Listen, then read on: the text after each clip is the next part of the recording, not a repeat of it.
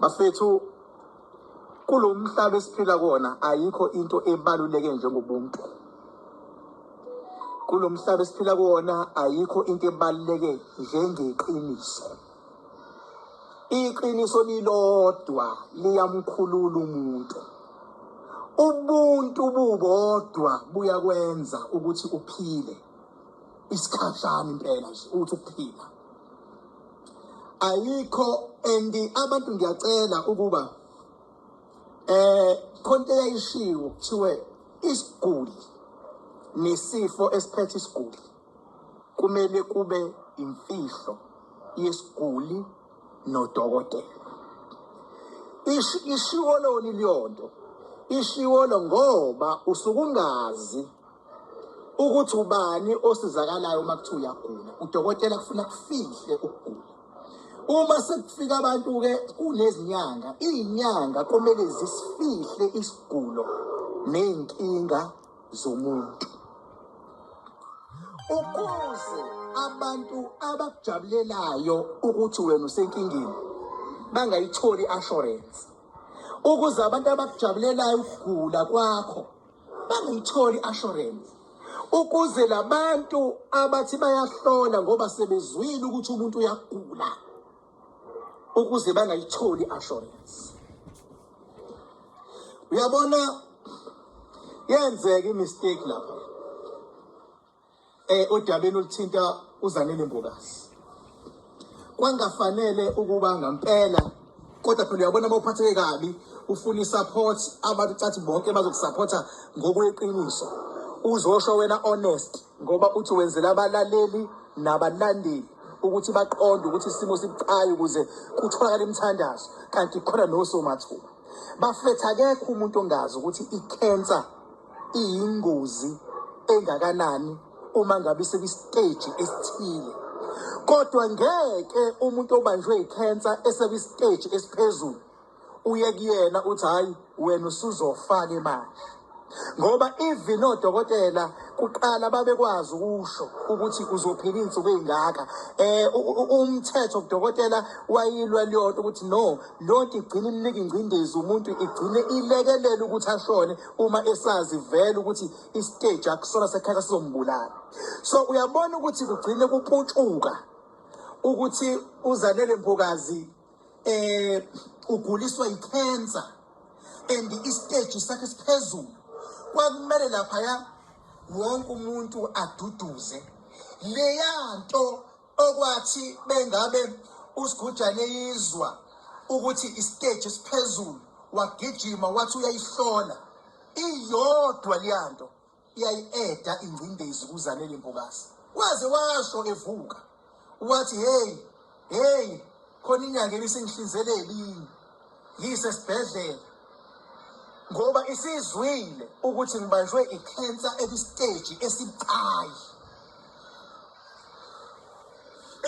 Yabona mfethu noma uyobona umuntu egula ngiyacela mfethu ubone ukuthi isimo akusona sibucayi.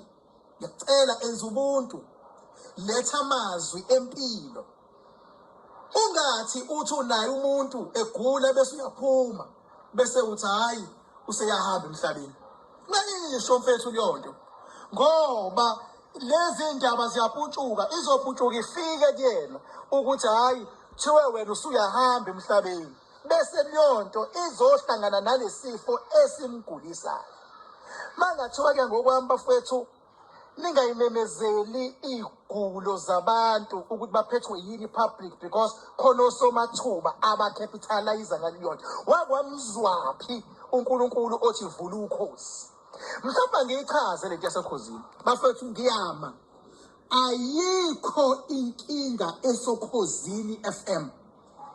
Into ekhona i-competition yabasakazi basokhosini iphezulu.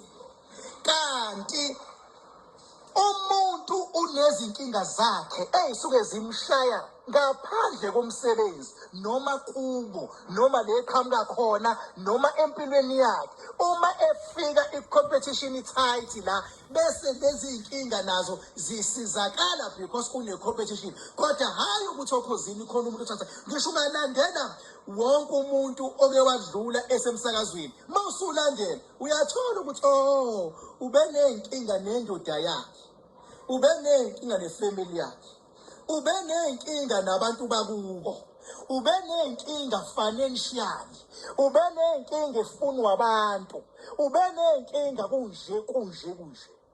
Uyaye uyithole uma usulandela ukuba akuzona iy'nkinga zasokhozini, iy'nkinga ey'qhamuka nomuntu. Omunye umuntu azaphume ethi uzama ukuyoqina ngoba ethi ufuna ukuqina, ama-programs anamandla athole uyena, ufuna ukuqina, agcine ethatha izinto eziyingozi for yena.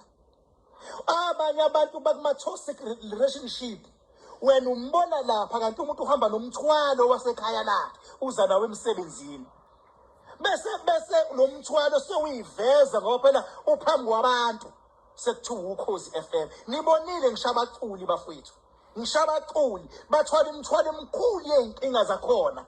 Kuthiwa usedlulile umculo kamaskandi, khona unyaka nje lake kwadlula khona abaculi bamaskandi engathi kuyabhutshwa, kudlula abaculi be-hip hop, kudlula abaculi.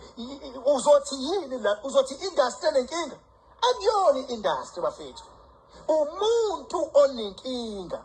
Ingakho uma ubheka labasakazi kakhulukazi emaredweni engazi ukuthi nje mhlambe like engathi uma umlandela ungaziboni iy'nkinga ey'ningi engemuva kwakhe, because uyabona nje ngicela ukwenza isibonelo ngomsakazi ngazi kahle ukuthi akanankinga kakhulu. Uyabona nje uma ubheka utshatha akanazi iy'nkinga ey'ningi ekuthiwa zithinta yena mhlawumbe nonkosikazi wakhe ngoba uwumuntu open nje, inkulumo yakhe uyakwazi ukuyikhuluma nje, futhi uma kukhona inkinga ekhona usithathile unesibindi sokuthi aphumele obala aphinde ashiye futhi.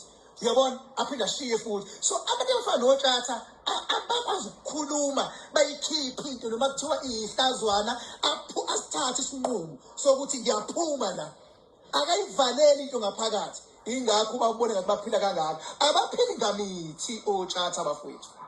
uTshatha kunalokho ubhilivela kumthandazo nakuJesu ngezinga eliphezulu. Ngeke umfice nje uTshatha kuthiwe hayi-ke uye kuleya nyanga uyokhotha uyoncinda wenzane, umfice ethandaza nebhayibheli lakhe. Kodwa mbuka uphila kangakanani. Yini oTshatha abangahlasela? It's because izimpi ezingemuva zi-limited aziziningi.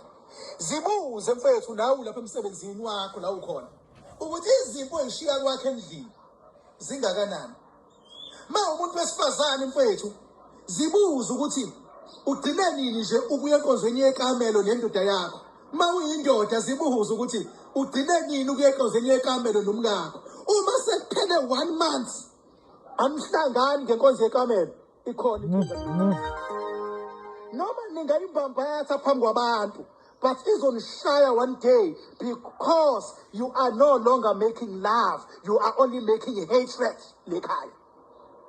Zibuze mfethu ukuthi kuyenzeka yini nithi niyathandana phambi kwabantu sekuphele 6 months anihlangani ngokocansi, abanye kuphela ngisho unyaka. Kunamaqiniso angakhulunywa agcine enzani, agcine enza umuntu kungathi uphila yedwa kodwa nomuntu igcine ishayisana imimoya yabantu. Mase kuqhamuka ama-fake nyanga, fake pastors, fake everything, zizofake ngisho nokuhlola. Ngimile namanje ngiyasho ngithi ngiyacela mfowethu ukuthi la ukhona, uma ngabe kunesifo naso, isifo sibe between wena nomuntu okulaphayo, ungaphumeli public utshela umphakathi, because abantu baney'nhloso ezingafani. Amazwi okuphila lawe ngwalethayo. Ikhensa bafethu umdlavuza uma usuka isiteji esibucayi, vele impilo yomuntu isuke isidlekile ngaphakathi. Kodwa awukwazi ukuthi ungaphumela obala uthi uyahlola umuntu uzoshona ngoba usuzwe kuthiwa isiteji esibucayi. Ifuna umduduza umuntu, umnikeze ithemba, umnika amandla ukuthi usungaphila, because ithemba lilodwa liyakwazi ukumphilisa umuntu. Kodwa mazophela obani uthi hayi uzofa ubani, wena uyophila ingunaphakade yini Sathane. Ubani wena? Ukhumbule mina umsebenzi wami yini? Ukulwela abantu nokuthi makukhona inkinga ekhona ngicazulule. Ingakho noma yinini makuthiwa khona into ekhona ngiyobe ngizongena kuyonkulumo ngizoyilawula ukuthi nje. Ingakho makuthiwa kunesimo esenzakalayo wena onyanya ufokofo, makuthiwa kunesimo esenzakalayo umphakathi ufuna impendulo, ngiyohlala ngizongena mina ngizocacisa kwenzakalayo. Makuthiwa kunezinto zakamoya ezenzakalayo njengale eyenzeka lapha eMsinga, le ndaba yaseMsinga baba akuyona okunwayisini, into le yababa ethinta umphakathi ngesimo esenzakalayo. Lapho umphakathi kumele uvikeleke. Awukwazi kuthiwe ungayithinta indaba yaseMsinga wena ungenwe yidimoni lalento elwa nomphakathi. And le nto yaseMsinga leya, as long as ufuna umphakathi wakhona, mina ngizofika ngizoyilawula as long as makuphila umphakathi, ngoba indaba isivezile. Vele inkinga iba inkinga ngoba seyivezile. Uma ingakayivezi inkinga, leyo nkinga leyo isuke isalawuleka bengabe kayivezi. Kodwa mayisiyivezile inkinga, yila kuqala khona ukuthi ke iqale ibe inkinga because inkinga seyivezile. Ngikhuluma kahle ngoba angekho le damini namhlanje. Ngila emzini wami. La emzini wami esilungwini. Ngihleli khona. Ngifuthi nje emndenini. Funde dudu emndenini wakambukazi nowakaNkombule. Bese ngithi kosomathuba.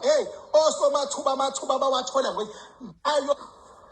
Ngicela ukubuza ukuthi la ukhona umngaka. Waqala nini ukuzwa ukuthi isikole nesikole esikhona even wese emalokishini nakhona kuma-suburbs zikhona iy'ngane esikoleni ey'suke zizongalawuleki, zikhona iy'ngane ey'suke zizobhema esikoleni, zikhona iy'ngane ey'suke zizophatha iy'khala esikoleni, zikhona iy'ngane ey'suke zizohlupha othisha esikoleni, zikhona izwa ngami. Ngeke ngelinye ilanga ukuthi uyahlola ukuthi khona ingane ezophatha umbese esikoleni. Vele ingane zayiphatha imbese esikoleni madoda. Ngeke baba, kodwa ngelinye ilanga usidididi angaphumela obala athi ngiyahlola khona ingane ezophatha umbese. Vele ingane ziphatha umbese, ziphatha iy'nhlangu, ziphatha ogwayi. Othisha vele balwa naleyo nto. Vele mawuthisha ulwa ne-bad habit yengane. Vele ingane ayimthanda uthisha ophazamisa nempilo yayo eyiphilayo obusathane neyobukhothene ey'koleni.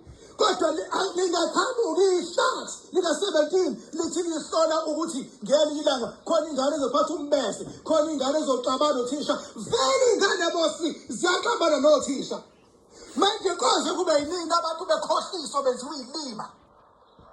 Isiphi isikolo saziyo even west elokishini ngisho emakhaya ekuthiwa isikole esiney'ngane ey'hluphayo isiphi? Ngelinye ilanga mawusuzinyoni ithi iyahlola khona ingane ezohlupha ihlola masimba abani.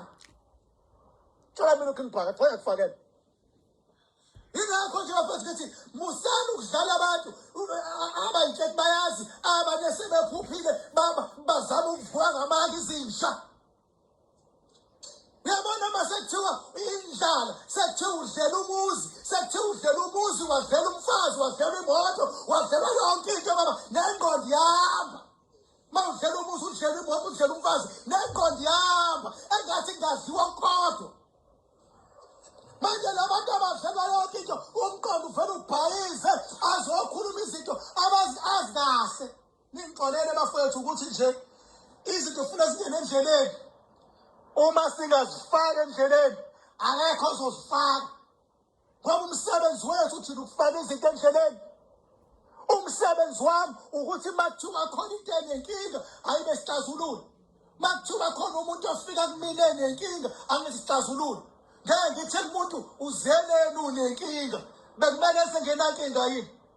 Ukhulumeleni ngale yanto esiyibonakele, funa ngikhulume ngento engabonakele yini, ngoba phela funa silethe sixazulule into esihlukumeza umuntu.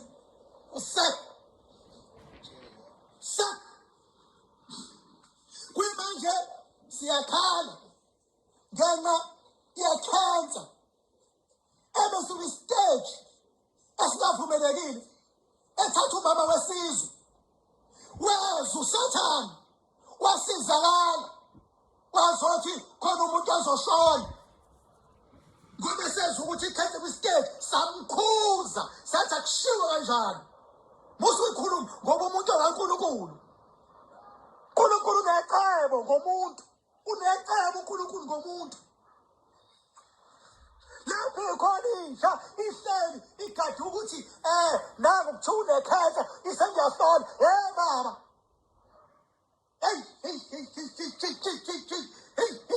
kulungile angibambe la ngoba vele ngiyalungisela u-October lapha edamini zonke indlela